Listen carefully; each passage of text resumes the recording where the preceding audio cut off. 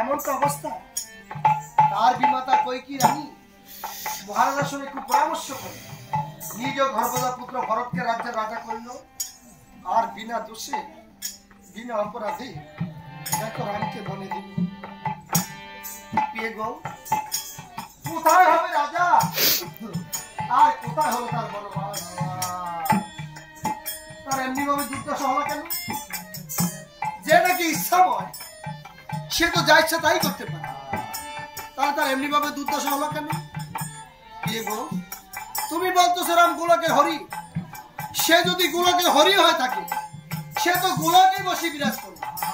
আর এই নাম করেছে কি জানো? তবে শোনো, ও যে বনে বনে থাকে পেটায় বন বন